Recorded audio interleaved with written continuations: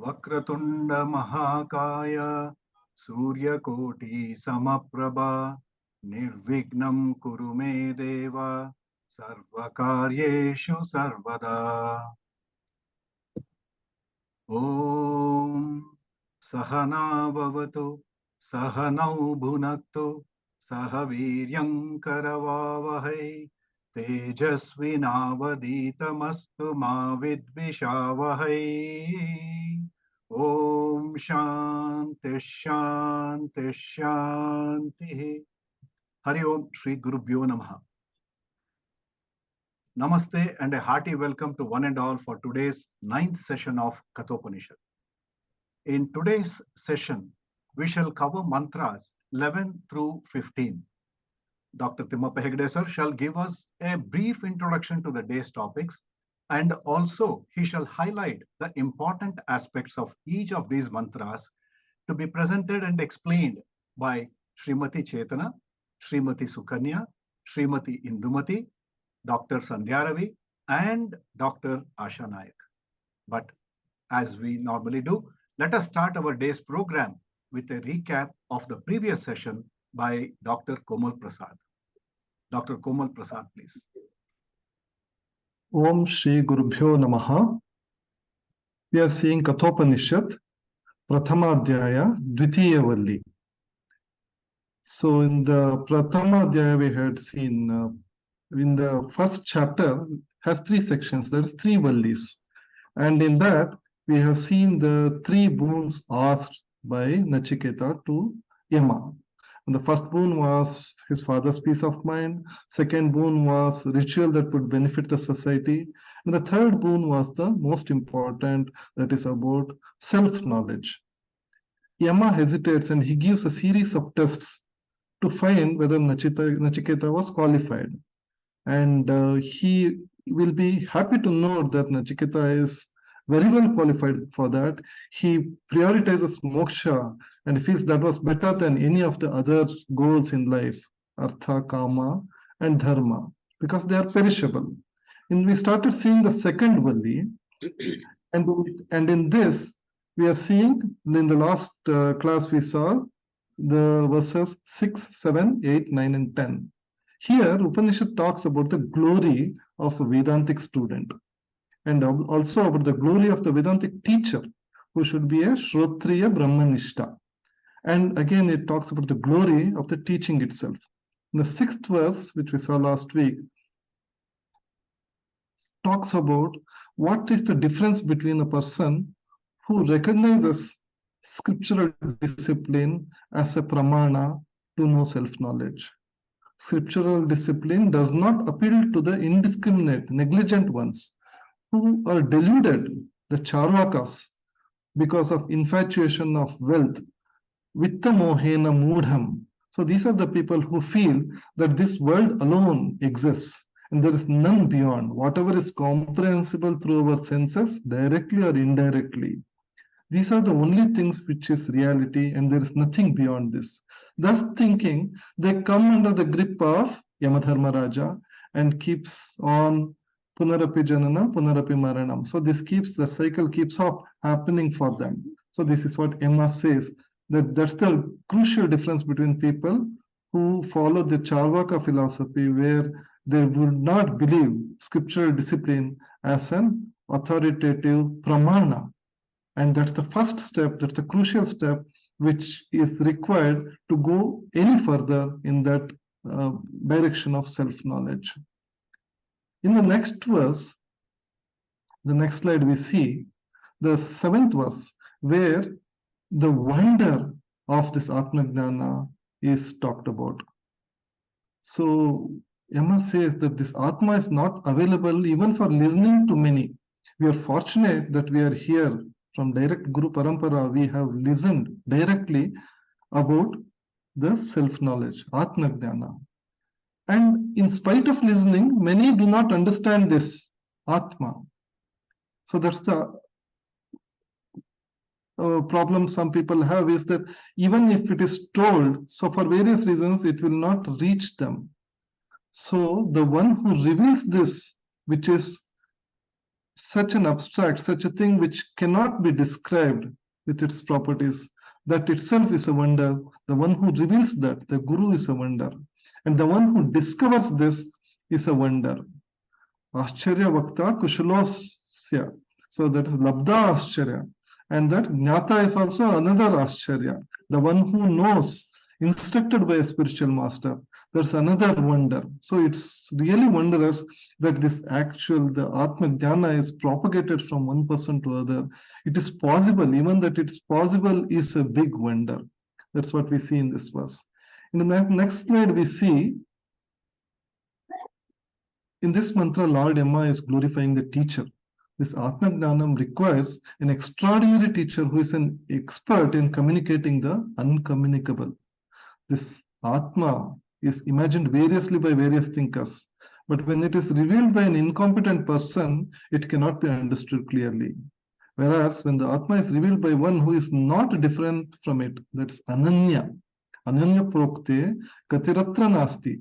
So definitely there is no misunderstanding about it when it is told, when it is taught, revealed by the one who is not different from it. In whichever sphere of knowledge, in our general sense, in our uh, world around us, the Avaharika world, what happens is when there is an object of knowledge, the person who teaches it, that pramana which shows that, is different from the object. Whereas here, it is Ananya, the person who speaks, who reveals, is himself the Brahman. That is the Guru. That's the extraordinary feature of Guru. Being smaller than the size of an atom. So anoraniyam, aniyan. So this is it's so subtle. It's beyond reason. We see in the next verse an elaboration on it's beyond reason. This knowledge cannot be attained by reason. Oh dear one, taught by someone else, does it come to one's comprehension? Naisha Tarkena, very important was that we can't go behind logic, which we feel is our birthright. We go only through knowledge. We are ready to disbelieve, we are ready to question everything, but we will not question our logic. But here, as Hegde sir pointed out in the last class, so there will be an initial hesitation to take up somebody else's words as the truth. That to accommodate that, listening from the Guru is the most important step in self-knowledge, because here is where our reasoning fails and it is not enough, it's insufficient, and it's absolutely essential. It cannot be attained. This knowledge cannot be attained by reasoning. Naisha Tarkena. Taught by someone else alone does it come to one's comprehension. And here, Yama glorifies, Yama appreciates Nachiketa, and he wishes, may we have seekers like you, Nachiketa. You are indeed a resolute one. You have attained that knowledge. He already declares that he is the right person, and it's like a wick of a lamp which is ready to grab the flame. As soon as the flame comes near it, it lights up. And that's how the Atmajnana, when the Mumukshu is ready, it's just that Guru has to just light it up and it immediately takes. And Nachiketa is in that stage. And is it really necessary? Like we can give an example of our mobile phones. Like which is more important? Is the phone is important or the signals more important? Signals are like the scriptures. Like we have this Airtel, Vodafone signals, whereas our Apple or Samsung phone, we can understand, we can decipher the signals only when we have the instrument of phone in our hand. Without that, we will not be able to. That's why even if we just say Shastras are important, then we will neglect that phone, that handpiece, which is very important. Without that, it's not. If we just glorify Shastra, it's not enough. So through Shrotriya Brahmanishta, only when he transfers that signals through him, he becomes a conduit for this to reach us. Only then this jnana is possible in us. It's like what else it is required is the mumukshutvam as a SIM card in that phone. If we have that, that's when we hear the Divya Vani, that's the whatever the scriptures shows us, the mirror of self-knowledge. So that's why he says he loves Nachiketa because we want seekers like you. what happens is, what is Shravanam for a student is Nididhyasanam for a teacher. He revels and enjoys whenever he teaches. So it's like a dance for him when student is listening. So that's why he enjoys being there, and he enjoys and he wishes, let there be more seekers like you, O Nachiketa. In the next slide, we see the 10th verse, where he talks about whenever we get close to a student, that's when we talk about our own past and our own journey. This is what happened when MR realized that this is a very bright student who is qualified, well qualified to receive the knowledge. That's when he talks about his past, how he came to this position of being that Yamadharma Raja. So he says he did that fire ritual, which is again an impermanent one, but still that's one which got him that position, and through that he got a relative permanence in that post, because it's a very long journey. And indirectly he also says that that permanence is like he got that Atmajnana also later, once he got into that post. So permanent one cannot be attained at all by impermanent means. So that's the gist of this verse. So this is a summary of last week's verses.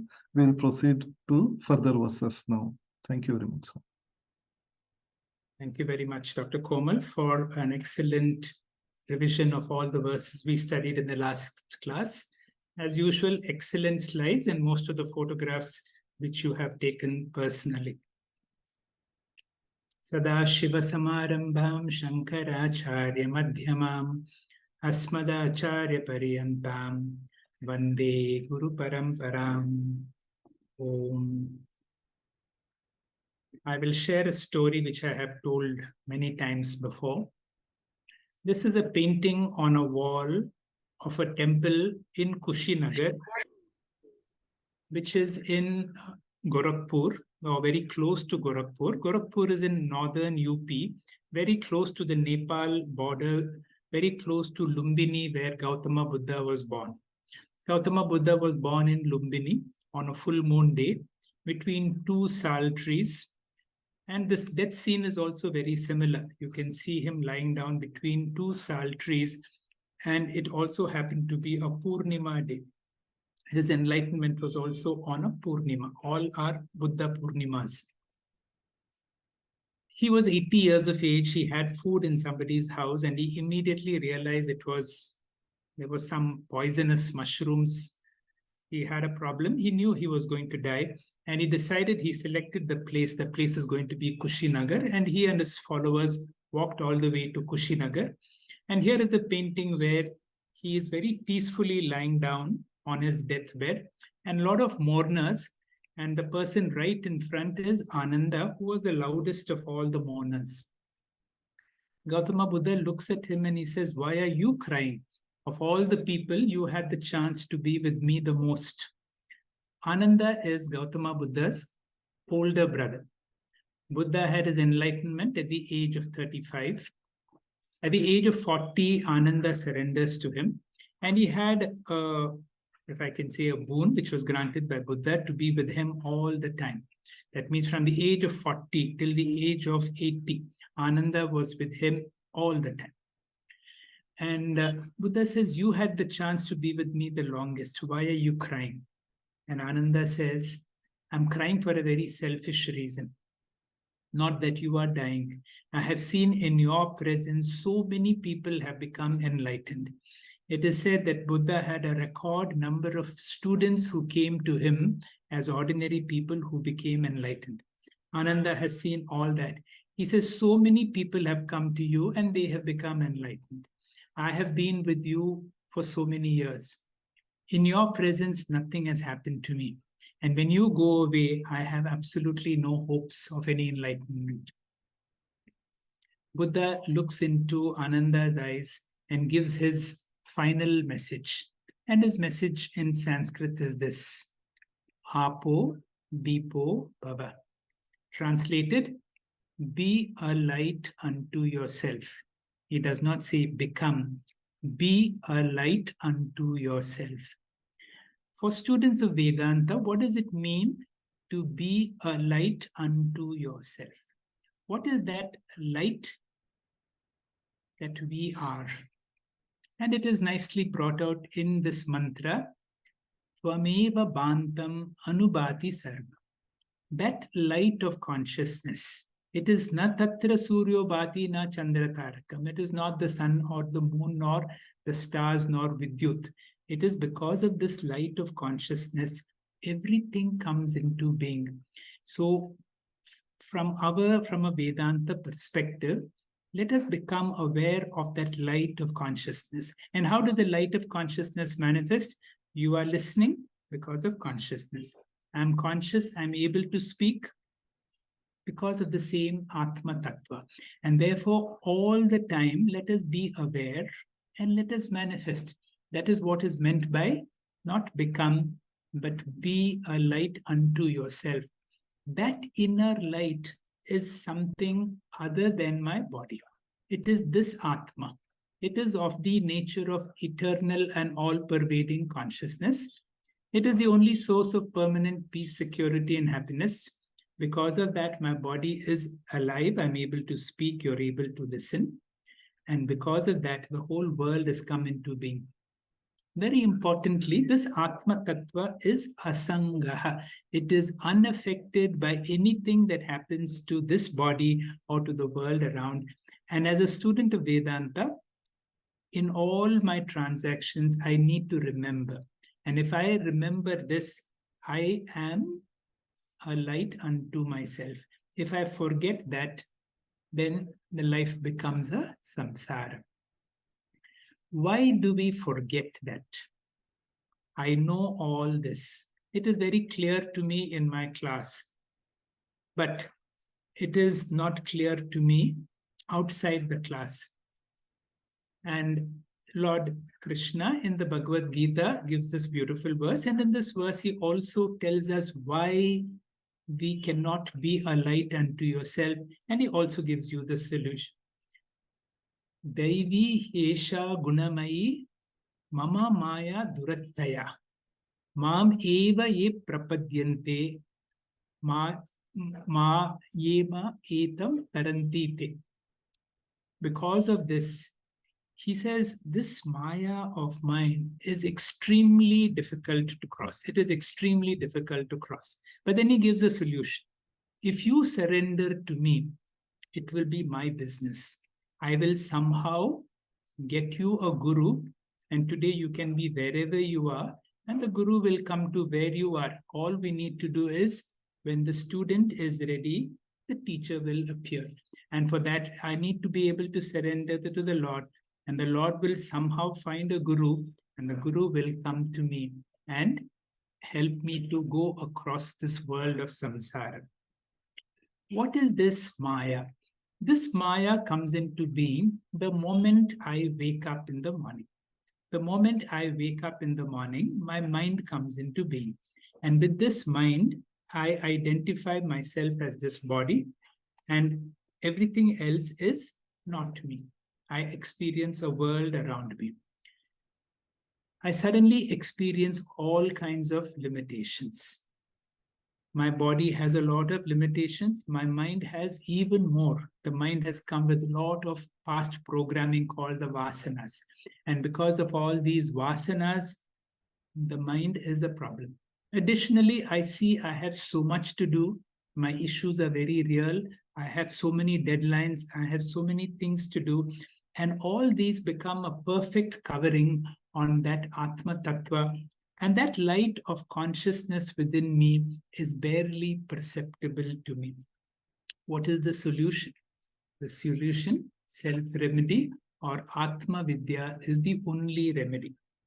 Swami Anubhavananda ji repeatedly tells us to be very sincere in all our roles, but never serious. Be like an actor who dons several roles, but does not identify with any one of them. Play the roles as well as you can, and then the question comes, but suffering is real. How do we address that? Just like Bhagavan Ramana says, he accepts, I know you are suffering, but who is suffering? This is again where Swami Anubhavananda repeatedly says, who in you is suffering? And it is clearly my various roles that I see are the cause of all the suffering. And the real me is independent of all that. Therefore, what are the few sadhanas that we can do? One is from the Kathopanishad. What does the Kathopanishad say? Prati bodha viditam matam. In every experience, I'm seeing, I'm hearing, I experience all that. But can I move from the object of my experience to the very subject and to claim it as myself? The more we understand this, there is a Gita verse which says, Yanisha sarva bhutanam tasyam jagriti samyami. Now, there is a day-night difference between a person who is aware of the light within himself. Once you become aware, then what is day to such a person becomes night to all of us. And that is why this mantra from the Brihadaranyaka Upanishad is so meaningful. And this illustrates what is Brahma Satyam Jagan Nitya. Asatoma Sadgamaya. Everything that I see and experience is not real. I need to move from that which is seemingly real to the real that is within me.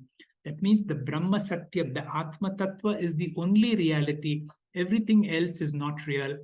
Tamasaha means darkness. From darkness or from ignorance, we move. We are studying the Kathopanishad. And the whole objection of Kathopanishad is to help us mrityor ma amritam gamaya. In the Kathopanishad, we have the role model in the form of Nachiketa. And in one of these classes, we will see this knowledge to be a light unto yourself can happen only when you have a suitable Acharya. And for us, the Acharya is Yamadharmaraja, and Atma Vidya can come to you when a person has that qualifications. And among all those qualifications, that Tivra Mukshutvam, I want that. Sometimes you wonder how all this has happened in your life, how Brahma Vidya came into your life. Carl Gustav Jung talks about synchronicity. Nothing happens by chance. Everything is a meaningful coincidence. With that background, let us come into today's class. And in class today, we are studying 5 more mantras from the Kathopanishad. Now, around this time, Nachiketa loses his patience, and it is here where he will rephrase the question once again very clearly. They are still in the place where Yamadharmaraja is praising the student. And let us see verse number 11, which will be explained to us by Chaitanya. Chaitanya, please. Om Shri Gurubhyo Namaha. Earlier, Yamadharmaraja appreciated the Viveka Shakti of Nachiketas. In this mantra, he is appreciating the Vairagyam, the dispassion displayed by Nachiketa. He says, Kamasya aptim jagataha pratishtam kratoranantyam abhayasya param stoma mahad urugayam pratishtam drishtva dritya dhiro nachiketas atyasrakshi. Lord Yama glorifies Nachiketa's Vairagyam, his detachment, his dispassion here. He admires how Nachiketa regards the material pressures when he offers Nachiketa the post of Brahmaji in Brahmaloka. He has rejected all the worldly accomplishments possible. And among the worldly accomplishments, the highest possibility, according to the Shastras, is the post of Brahmaji, otherwise called as the Hiranyagarbha Padam. This post is the highest because any worldly thing you can imagine, Brahmaji has that. Such highest worldly accomplishments, Nachiketas could have got through the karma upasana samuschaya, which was offered to him through his second boon, through Nachiketa ritual and the Virat upasana. But what did Nachiketa do? He rejected all of them. Therefore, Yamadharmaraja here talks about the glory of the post that Nachiketa has rejected, the glory of Hiranyagarbha Padam, the post of Brahmaji. And he calls him as the greatest Vairagya. This is called the renunciation born out of maturity. So how does Yamaraja describe Brahmaloka? He says, in Brahmaloka, there is Kamasya Aptim. It's a height of all sense pleasures. And Jagataha Pratishtham, the one who attains that Brahmaji status, becomes the ruler of the entire creation. Mundaka Upanishad begins with the mantra, Brahma Devanam Pratamaha Sambhabhuva Vishwasya Karta Bhuvanasya Gopta. Not only he is the creator, he is the sustainer. So Jagataha Pratishtham, the support of the entire universe. That is the power of Hiranyagarbha Padavi, the post of Brahmaji. Further, it is Kratoho Anantyam. It is the greatest result achievable through karma. And Abhaya Asya Param. Once a person comes to this post, he need not be frightened of Yama also, because Yama is one of the devatas, whereas Brahmaji is the ruler. And Brahmaji will have a long, youthful life of pleasure. And it is Tomaha Mahat. It is the most glorious, the most valuable post anyone can get. Urugyayam. It is the very vast. It is also very vast, both time-wise and space-wise. All of these Nachiketa could have got, but Dharmaraja says, Drishtva, you have used your intellect and understood that even this post will have a last day. Most of us live as though we are going to be eternal. So Drishtva, understanding this, Dhritya, firmly you have renounced all of them. He Nachiketa, Atyasrakshihi, you threw it all away. Therefore, your Vairagyam is called as Tivra Vairagyam. And Tivra Vairagyam alone gives wisdom. Manda Vairagyam can only give us scholarship and not wisdom. So the difference between scholarship and wisdom is determined by the intensity of Vairagyam or detachment. Nachiketa, being highly discriminative, carefully considered it and rejected it, because however long it is, Brahmaji's post is still finite. In this context, it must be understood that Swarga is permanent only relative to earthly life. It is still impermanent compared to moksha. Hari Om, thank you. Thank you very much, Chetana, for a nice explanation of this verse. And in this verse, Yamadharmaraja is appreciating one very important quality, and the quality of Vairagya. That means, even when you are tempted with something as high as the person in charge of the entire universe, the Hiranyagarbha position, Yamadharmaraja gave up that for something very even higher than that. He did not want to be caught up with all this. This is proof of Brahma Vidya. What is proof of Brahma Vidya? The proof of Brahma Vidya is the ability to lose anything at any time. Swami Anubhavananda keeps talking in his talks that time and again, when he interacts with some great Swamijis who have a lot of these mathas, and when they see him going around like a wandering sannyasi who has absolutely no possessions, a sannyasi's life is extremely difficult. You have to survive on bhiksha. That means you have to beg for your food. And even at this seniority, with all this, that is how they lead their lives. And many of these mathadipatis have so many mathas, and they know of his abilities, and they offer that, please take one of my mathas. And he says, this is a constant temptation I have. And the proof of it is the ability to be able to say no for all of this. The next verse will be explained by Sukanya. Sukanya, please. Hari Om. Yamadharmaraja was very happy with the discriminative knowledge of Nachiketa because, as explained by Chetana, he declined all pleasures and luxuries offered by him. He also did not accept the glorious position of Hiranyagarbha, who is the control of the universe, and he holds his position till the end of the cycle of the universe, that is Pralaya. And his material position, sense pleasures, are all the highest. Nachiketa denied all these because they are within the realm of Maya, finite. So, Nachiketa is a personification of determination and Vairagya. Impressed by Nachiketa's Vairagyam and firm resolve in choosing Atmagnanam over attainment of highest pleasures, Lord Yama was convinced that Nachiketa is an eligible adhikari, dhira, one qualified for self-knowledge with intense mumukshakva. So now he begins his teachings. Tam durdarsham, gudam anupravishtam, guhahitam, gahvareshtam, puranam, adhyatma yogadigamena devam matva, dhiro, harshashoko jahati.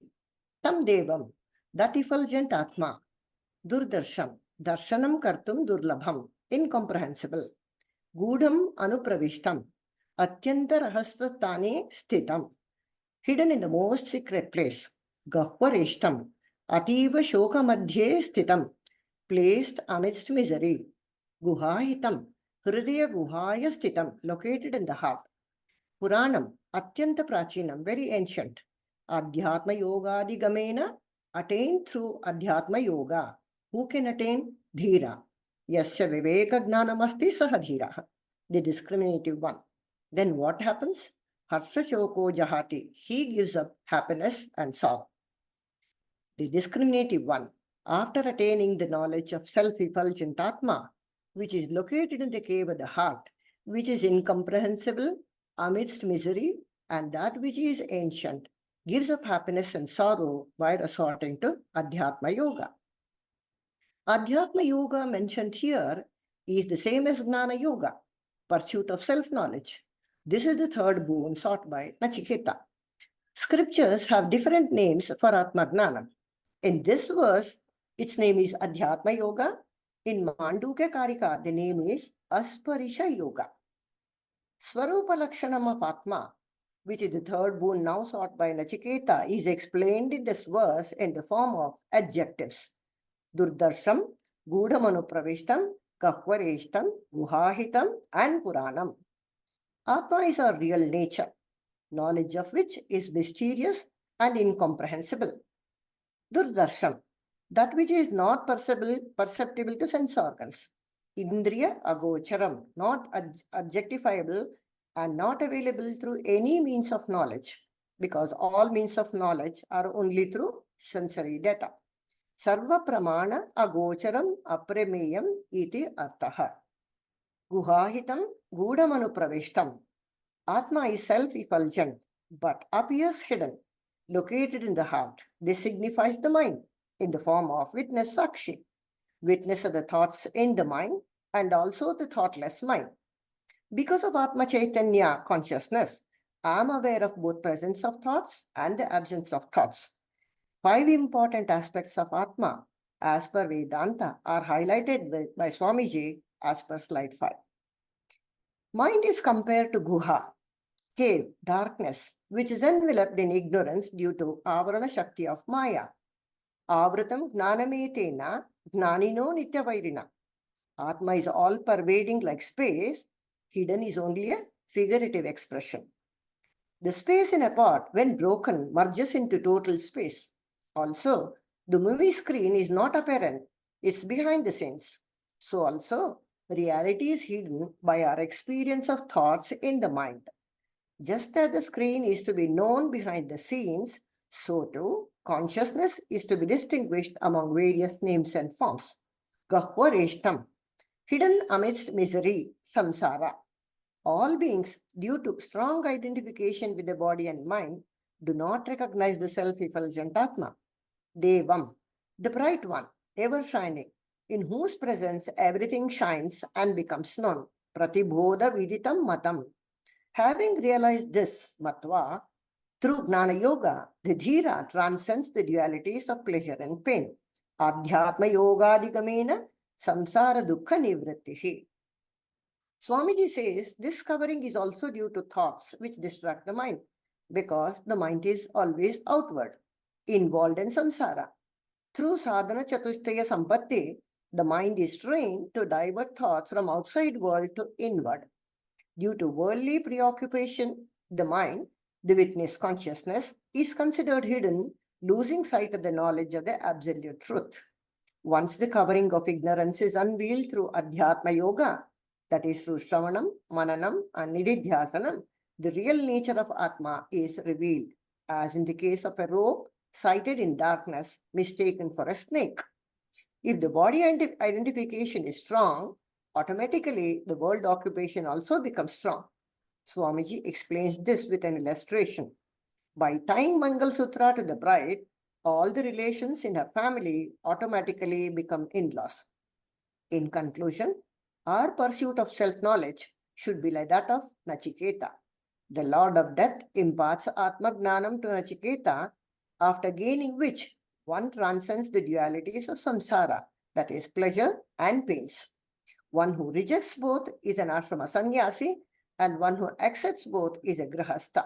However, self-knowledge is a must for both. Hari Om. Thank you very much, Sukanya, for a very clear explanation of this verse. Now we have reached the 12th verse of the second Valli. And now you can see there is the beginning of Jnana Yoga. Jnana Yoga has been described here as Adhyatma Yoga. And now our teacher, Yamadharmaraja, is trying to explain to Nachiketa how to introduce Brahman, because there is one problem. This verse is often quoted to explain that Brahman is beyond the scope of speech and thought. Yato vacho nivartanpe aprapya manasasaha. This comes from the Taittiriya Upanishad. Brahman is something which is not accessible to the speech or something that can be understood by the mind. Now the teacher is wondering how to introduce this, and this whole process comes through Jnana Yoga, which she calls here as Adhyatma Yoga. The next verse will elaborate a little more, which will be explained to us by Indumati. Induji, please. Sri Gurubhyo Namaha. In the previous shloka, having known the effulgent Atma, which is located in the heart, is difficult to see because it is hidden in the intellect amidst misery, which is ancient, by resorting to Adhyatma Yoga. A wise person realizing this self within himself gives up happiness and sorrow, goes beyond pleasure and pain. Here is another beautiful mantra from Lord Yama, which goes like this. Etat shrutva samparigrihya martyah pravruhya dharmyam anumetamapya samodate modaniyam hilabdva vivrutam sadva nachiketasam manye. Vivrutam sa nachiketasam manye. The word by word meaning goes like this. Shrutva, having gone to the teacher and listening to him very carefully, etat martyaha, this mortal human being, samparigrihya, clearly grasps atma bhavena aham brahmasmi, etat anum dharmyam, this very subtle atma, pravruhya, separates it from the body by the way of enquiry, apya, and claims it.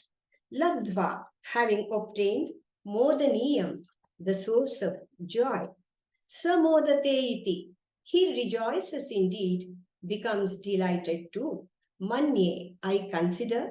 Sadma, the abode of Brahman. Vivrutam, to be open to. Nachiketasam, Nachiketa. That is, the mansion of Brahman is open to you, Nachiketa. Next, having listened to this, the mortal human being clearly grasps this subtle Atma, separates it from the body and claims it. Having obtained the source of joy, he rejoices indeed. The same idea as in Mantra 12 is expressed here also. In the previous mantra, Adhyatma Yoga was presented as the means of self-knowledge. Adhyatma Yoga is defined here as Vedanta Shravanam, Mananam and Nididhyasanam, systematic, consistent study of scriptures under the guidance of a competent guru.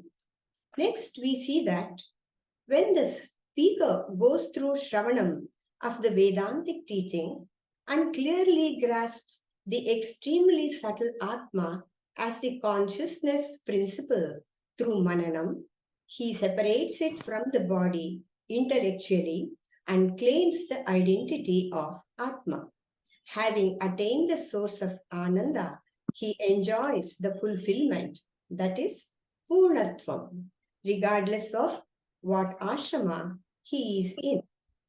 Next, we see that Lord Yama assures Nachiketa that he will certainly attain moksha. Atma is referred to as dharma in this verse. One interpretation is that Atma is not separate from dharma, the sustainer. The second meaning is that which is attained through dharma. It is not possible to attain Atma without following dharma. To sum up, a human being subject to birth and death because he does not know who he is. He thinks he is the body and he uses the body to satisfy his many desires. Because of these desires, he has to be born again and again. But some people are very thoughtful. They are able to discriminate between the pleasant, prayas, and the good, that is, shreyas. So they prefer the shreyas. They live with competent teachers who have themselves realized this truth. Under their guidance, they go through long periods of self-discipline. Finally, they reject all that is transitory, that is short-lived, and concentrate only on the self, which alone is real and eternal. They realize that they are the self. According to Yama, Nachiketa is now free from all desires and is on the verge of attaining that state. Hari Om. Thank you. Thank you very much, Induji, for another very nice explanation of this verse. And in this verse, Yamadharmaraja is trying to help us to discover that light within us and to become a light unto yourself. We all know that this Atma Tattva is everywhere, but where do we discover it? Yo Veda Nihitam Guhaya. It has to be discovered within myself. And within myself, where? In the cave of my heart.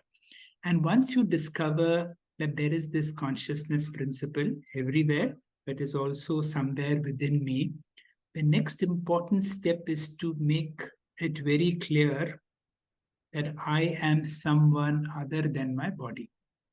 As long as I identify with this body, then this Atma Tattva will not be very clear to me. This knowledge is there, this Atma Tattva is everywhere. I am that all-pervading consciousness. The body is only an instrument, and so too is my mind. I may say I am not this body, but then I think that I am like that SIM card that travels from one jiva to another, that I am the jiva.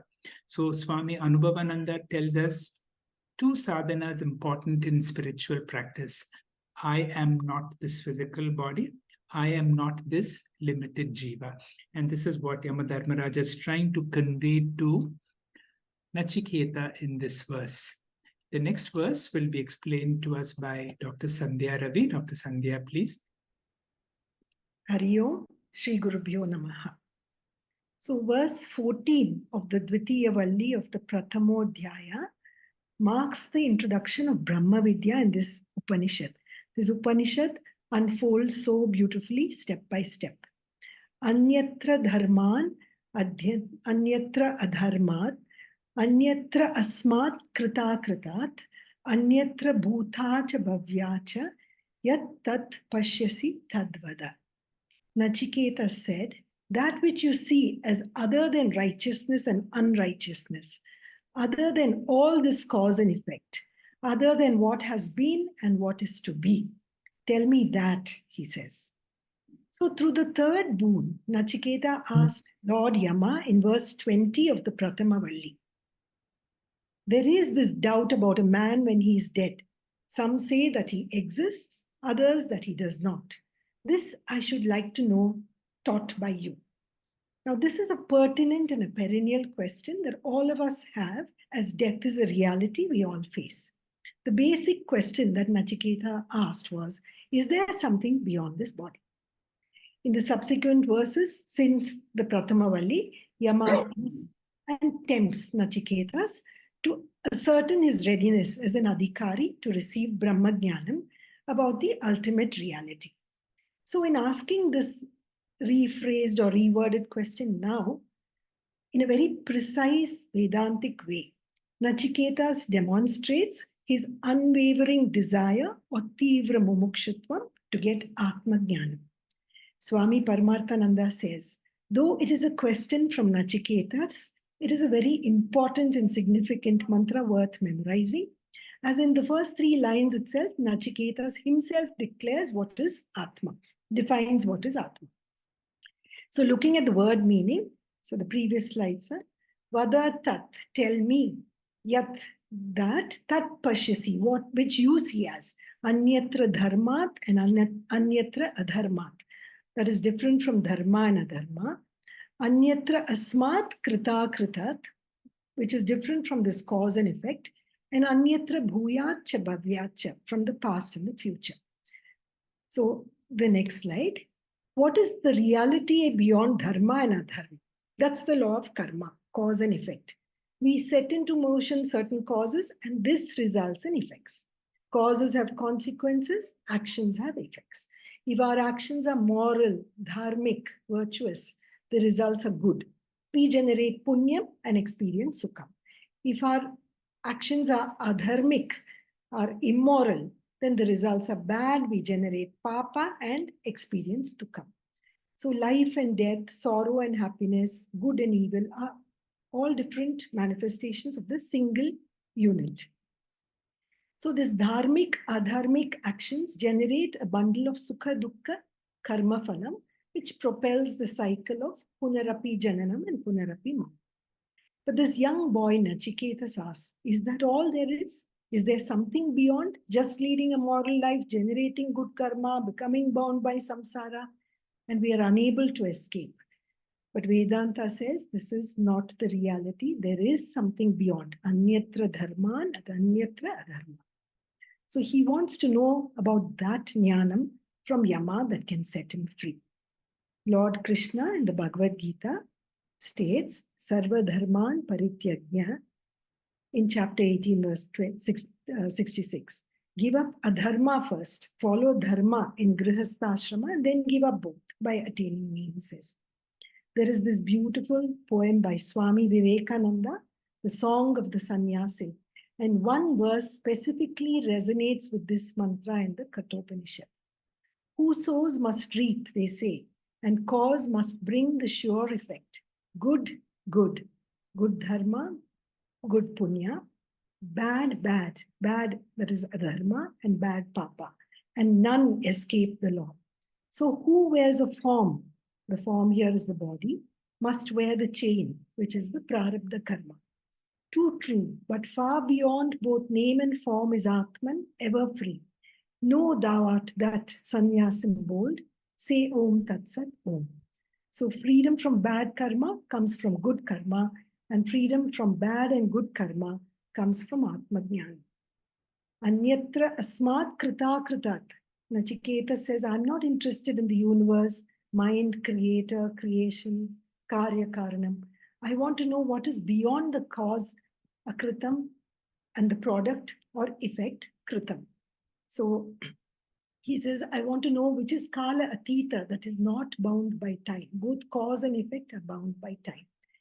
And with that, he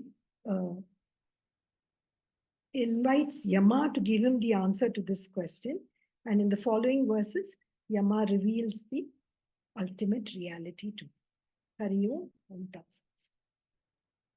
Thank you very much, Dr. Sandhya, for a nice explanation of a very important verse. The importance of this verse is in all Upanishads, the Upanishads are an answer to a question.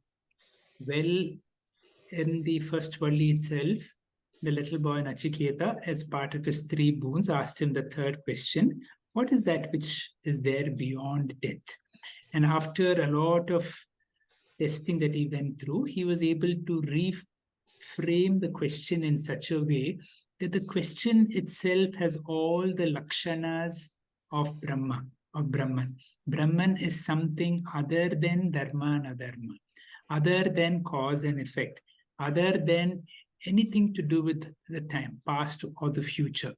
And then he also asks, Tadvada, yat pashyati tadvada. Please tell me that which you see. You are a seer. You are, from your own experience, please see.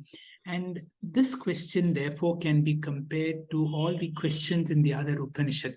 That Shaunaka comes to Angirasa and asks him, Kasminu Bhagavan Vijñate Sarvam Idam Vijñatim Bhavati. What is that knowing which everything becomes known? In Bhrigu the student comes and asks him, please teach me Brahman. In the Kaivalya Upanishad, again, the great sage Ashvalayana comes to Brahmaji and asks him to teach Brahma Vidya.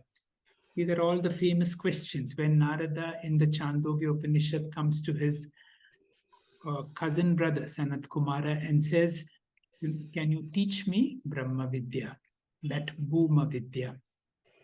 What is the answer? That will be explained to us by Dr. Asha Naik. Dr. Asha Naik, please. Om Gurubhyo Nama. Jai Gurudev. This chanda is a core of Upanishad because here he has told the solution. So far, they have been explaining what is Brahman, what is Atma. Now, Lord Yama prescribes this sadhana for those even who are not mentally prepared to comprehend. They can't think of Brahman, how it is.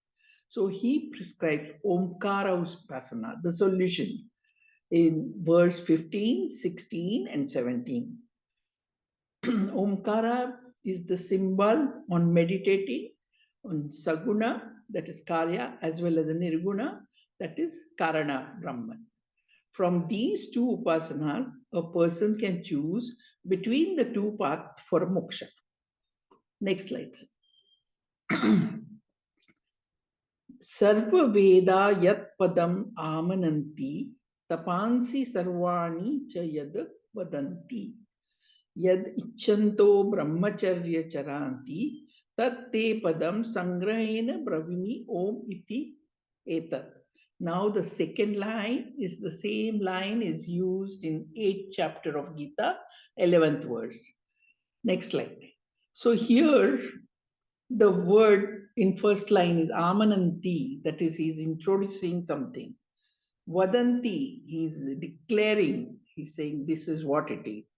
Charanti, Charanti means what he says you have to do, you have to lead this way. And Bravimi, I tell or I speak. Okay, so we go by word by word. Next slide. Sarva Veda Yat Padam Amananti. Now Padam. Padam means what?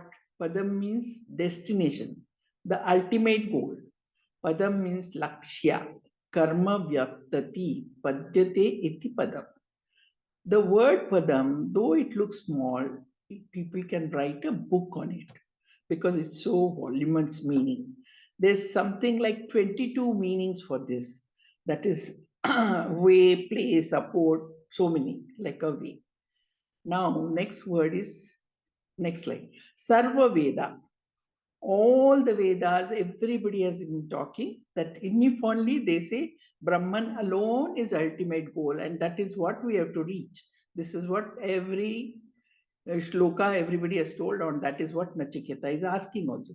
The only difference is some people know it and some people don't know it. They don't know the goal because they themselves are Brahman. So there can't be goal. So some people know and some people don't know. Ved Purva Bhaga prescribes the goal of life that is artha and kama, and that is wealth and sense pleasure.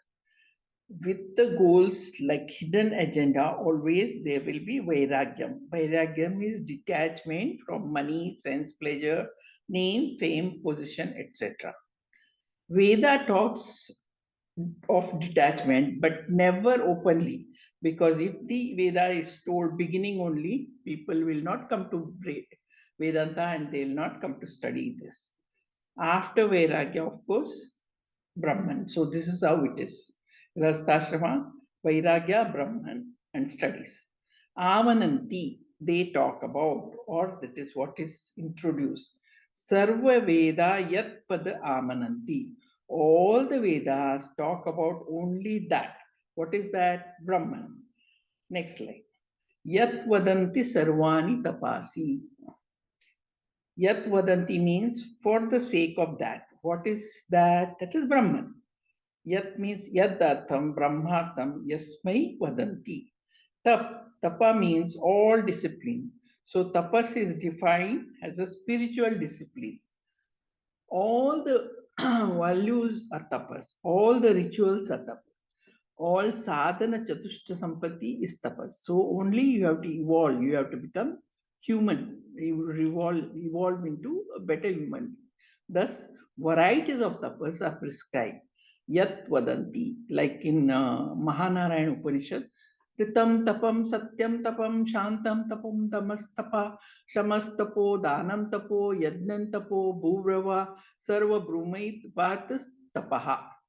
So first part of Grahasthama is Artha Kama Pradhan. So he's earning money, but he has no goal. He doesn't know what he's doing. He's just doing what gives him pleasure. Whereas second part of Grahasthama is Dharma and Moksha. Here is involved in the prayer, in social activities, serving the humanity.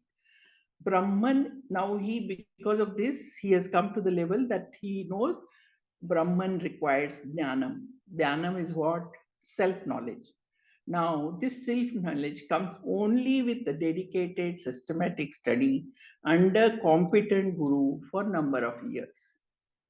And he has to become sannyasi, almost like research student. When he's studying, he is dead to family, social status, relationship, political. He is only studying and not thinking of any. He is dead to the family, everyone.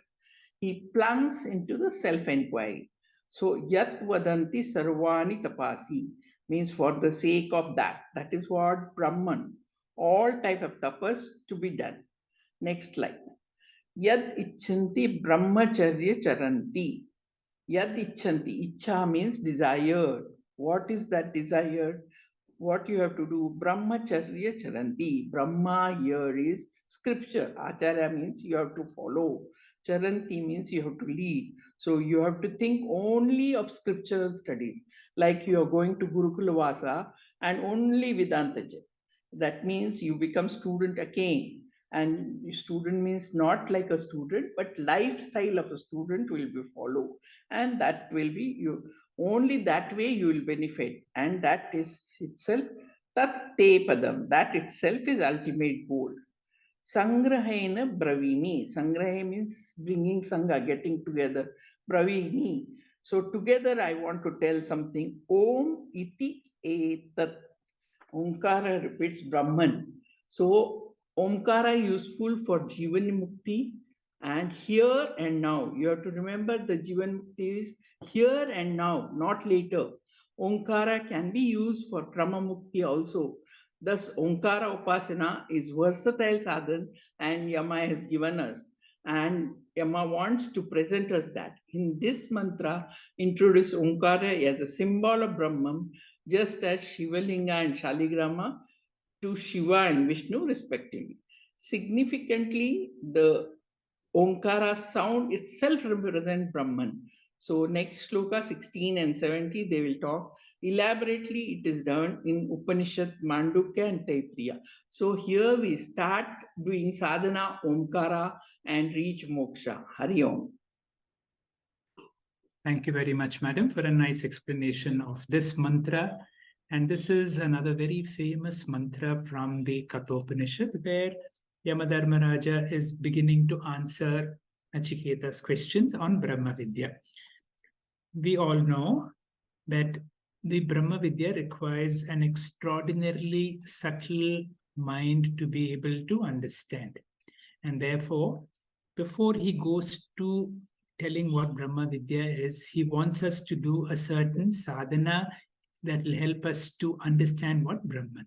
And perhaps what could be one of the most powerful sadhana, and that sadhana is Omkara Upasana. So this 15th, 16th, and 17th, you will see almost identical verses in the 8th chapter of the Bhagavad Gita, where Omkara is given as a symbol to meditate on both the Saguna and Nirguna. That is why Omkara is also called Pranava. Nava means a name. Pranava means an ideal name for Brahman. Now, once we do this, all Upanishads, every Upanishad will bring in Omkara somewhere, and we have come to that Omkara part of that Upanishad in this Kathopanishad. Once we use Omkara, you can use it for two methods. One is, if you use it to be able to understand Brahman and get Brahma Vidya, we get liberation here and now, and that is called being Jivan Mukti. On the other hand, if we don't have access to a guru and shastras, then we can use Omkara as a upasana. That means we meditate. It is considered one of the most powerful upasana. It is given only to sannyasis because it gives a lot of vairagya.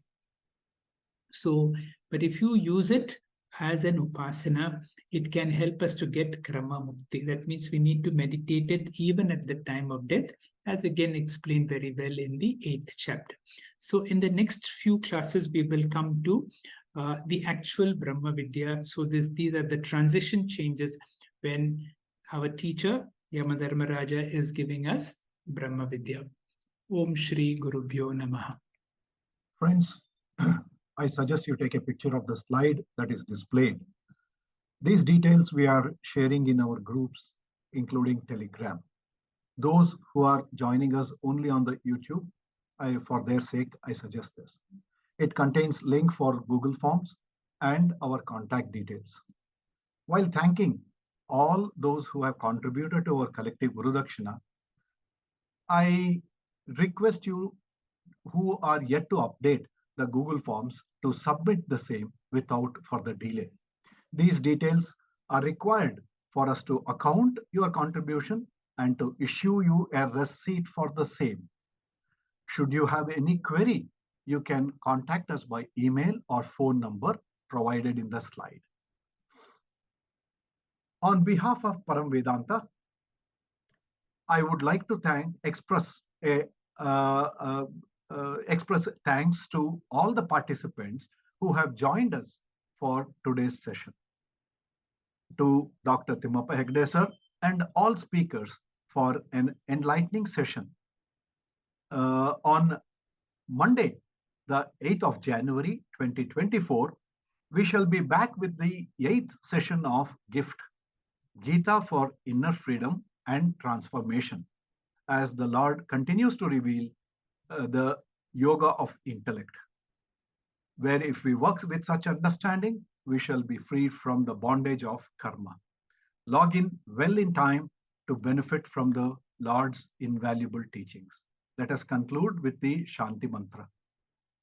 Om Purnamada Purnamidam Purnat Purnamudachyate Purnasya Purnamadaya Purnameva Vashishyate.